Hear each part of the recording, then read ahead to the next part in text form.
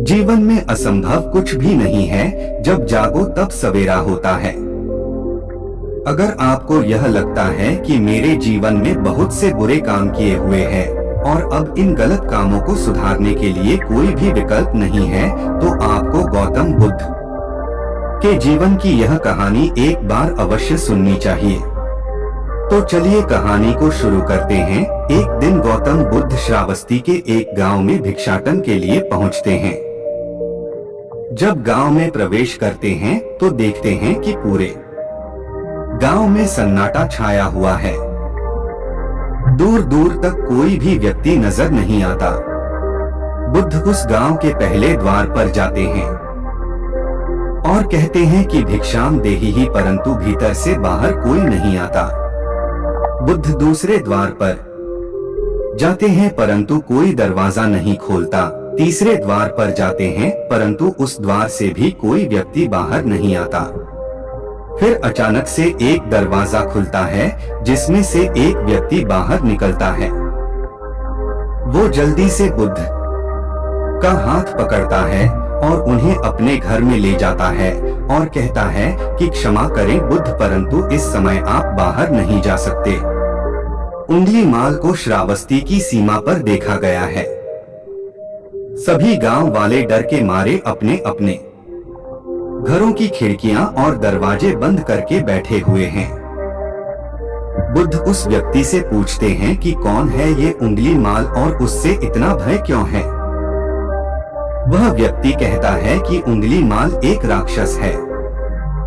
उसे जो भी मनुष्य मिलता है, बच्चा, वृद्ध, स्त्री, पुरुष, यहाँ तक कि सन्यासी भी, वो किसी को भी नहीं छोड़ता।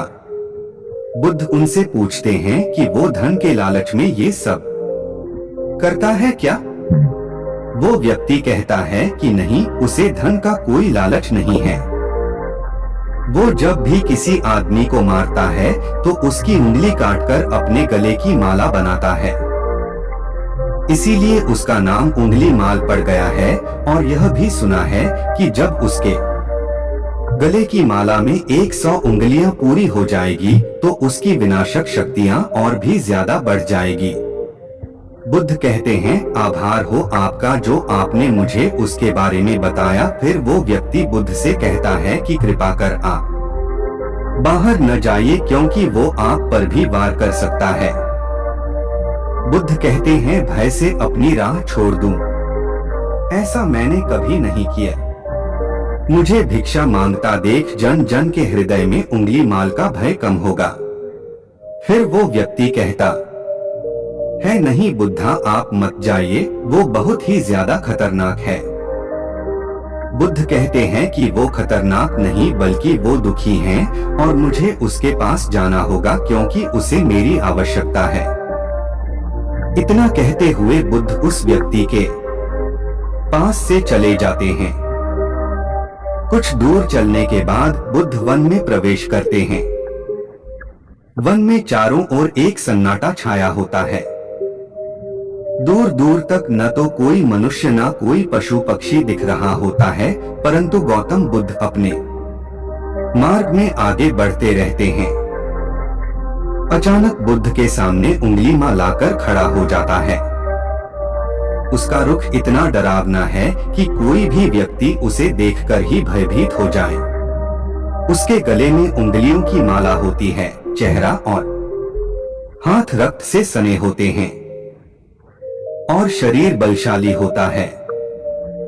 उसका आरोप इतना भयानक होता है कि किसी भी साधारण व्यक्ति के प्राण तो उसे देखते ही निकल जाएं, परंतु बुद्ध पर उंगली माल के डरावने रूप का कोई असर नहीं होता है।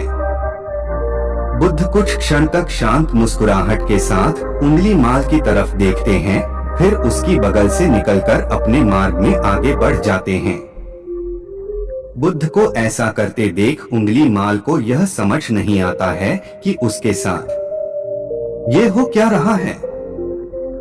वह मन ही मन सोचता है कि मुझे देखकर लोग या तो भाग जाते हैं या मुझे देखकर मर जाते हैं या मुझसे अपने प्राणों की भीख मांगने लगते हैं। मैंने कई सन्यासियों को भी मारा है, परंतु मैंने आज तक कोई ऐसा व्यक्ति नहीं देखा जो मुझे नजरअंदाज करके अपने मार्ग में आगे बढ़ जाए। या तो इसने मुझ पर ध्यान नहीं दिया होगा या फिर हो सकता है कि यह देख ही ना सकता हो, परंतु मुझे इससे क्या मतलब। मुझे तो अपने गले की माला पूरी करनी है। उंगली माल बुद्ध को आवाज लगाता है, ए साधु रुख। फिर भी गौतम बुद्ध उंगली माल को नजरअंदाज करते हैं और अपने मार्ग में आगे बढ़ते रहते हैं। माल बहुत ज्यादा क्रोध में बुद्ध को आवाज लगाता है, ए साधु रोग। फिर भी गौतम बुद्ध उंगली माल को नजरअंदाज करते हैं और अपने मार्ग में आगे बढ़ते हैं। उंगली माल तीसरी बार ज्यादा क्रोध में होकर आवाज लगाता है, ए साधु रुख। बुद्ध रुकते हैं। उंगली माल बुद्ध के पास जाता है और कहता है कि मेरे आदेश देने के बाद भी तू रुका क्यों नहीं। फिर बुद्ध कहते हैं, मैं तो बहुत पहले ही रुक चुका हूँ, तुम ही चलते जा रहे हो। उंगली माल ये समझ ही नहीं पाता है कि बुद्ध क्या कह रहे हैं, परंतु वो इतना जरूर समझ जाता है कि सामने खड़ा व्यक्ति उससे थोड़ा भी नहीं डर रहा है। उंगली माल बुद्ध को डराने के लिए चिल्लाकर पूछता है, ये साधु मुझसे भय नहीं लग रहा है, क्या मैं आदिमानव हूँ। बुद्ध कहते हैं कि नहीं, तुम मानव हो। बुद्ध की यह बात उंगली माल के हृदय पर लगती है। पहली बार उसे किसी ने मानव कहा था, परंतु वो इस बात को नजरअंदाज करने का प्रयास करता है और बुद्ध से पूछता है कि ये साधु, तूने ये क्यों कहा कि तू कब का रुक चुका है, जबकि तू तो चल रहा था, और तूने ये क्यों कहा कि मैं नहीं रुका। बुद्ध कहते हैं कि मैं बहुत पहले ही रुक चुका हूँ, यानी मैंने ऐसे सारे बुरे कृत्य करना पहले ही छोड़ दिया है जिससे कि व्यक्ति को कष्ट पहुँचा सकते हैं। सब जीना चाहते हैं, बस तुम उन्हें करुणा से देखने का प्रयास करो। गौतम बुद्ध के ये शब्द दोबारा से उंगली माल के हृदय पर चोट करते हैं, परंतु वह दोबारा से बुद्ध की बातों को नजरअंदाज करने का प्रयास करता है। इस बार वह और क्रोध में भरकर बुद्ध की गर्दन पर अपनी तलवार रख देता है, जिससे वो लोगों की हत्या किया करता था, और बुद्ध से चिल्लाकर कहता है, नहीं, मानव में ना तो प्रेम है ना ही करुणा है, सिर्फ चलो और स्पॉट है।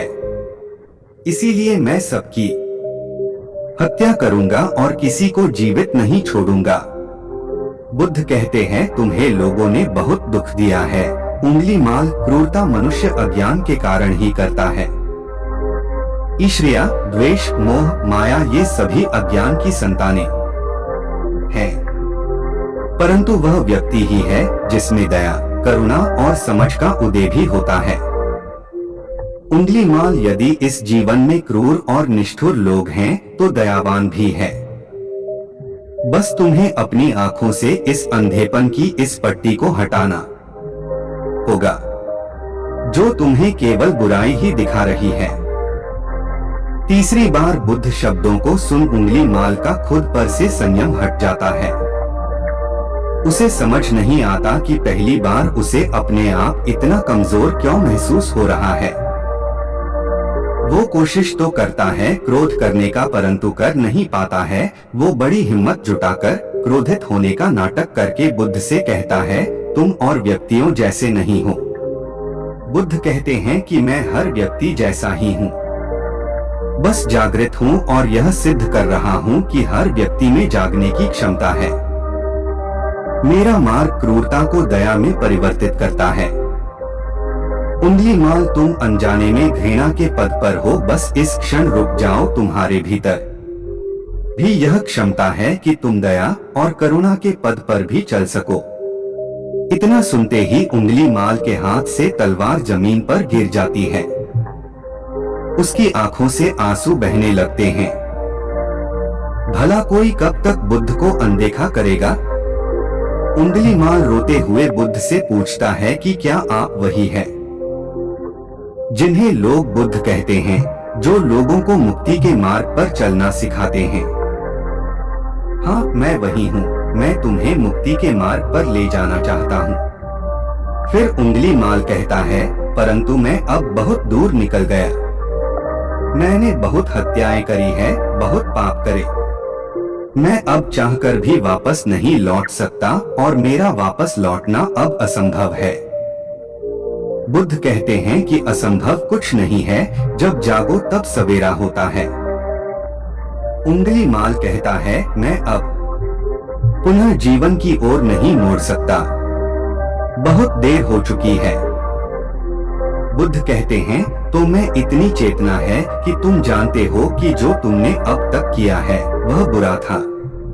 इसका अर्थ यह है कि तुम जानते हो ये क्या अच्छा है और क्या बुरा है। उंगली मार्ग, जिस दिन से तुमने अच्छा कार्य करना शुरू कर दिया, उस दिन से तुम्हारा एक नया जीवन शुरू हो जाएगा। फिर उंगली माल कहता है, मैं कितने भी अच्छे काम कर लूं, परंतु लोग मुझे उसी दृष्टि से देखेंगे और मुझे चैन से जीने नहीं देंगे। बुद्ध कहते हैं कि उंगली माल, यदि तुमने हिंसा का मार्ग छोड़ा तो मैं तुम्हें मार्ग दिखाऊंगा और तुम्हारा संरक्षण करूंगा और तुम्हें लोगों की घृणा से बचाऊंगा। बस पहला कदम तुम्हें ही उठाना होगा। उंगली माल पूछता है, क्या ये हो सकता है? बुद्ध कहते हैं, अवश्य हो सकता है। उंगली माल रोते हुए बुद्ध के चरणों में गिर पड़ता है और कहता है कि मैं आपको वचन देता हूँ कि मैं सारे बुरे कृत्य करना छोड़कर और आपके पीछे करुणा के पद पर चलना सीखूंगा। कृपा कर आप मुझे अपना शिष्य बना लीजिए। बुद्ध कहते हैं कि मैं किसी को अपना शिष्य नहीं बनाता, बल्कि व्यक्ति स्वयं मेरे संग से जुड़ जाता है। उंगली माल उसी समय बुद्ध का भिक्षु बन जाता है। इस कहानी से हमें ये सीखने को मिलता है कि लोग सोचते हैं कि उन्होंने बहुत सारे गलत काम किए हुए हैं। अब इन गलत कामों को सुधारने के लिए और कोई भी विकल्प नहीं है। इस पर गौतम बुद्ध कहते हैं कि चाहे अपने अब तक कितने भी बुरे काम क्यों न किए हुए हैं, लेकिन अगर आप एक विचार को अपने मन में लाते हैं कि अब मुझे कुछ सही करना है, तो वही विचार आपके रूपांतरण का कारण बन सकता है। पर सबसे जरूरी बात यह है कि आप पहला कदम उठाने के लिए तैयार है या नहीं।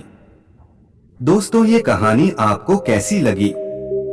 हमें नीचे कमेंट बॉक्स में कमेंट करके जरूर बताएं। धन्यवाद।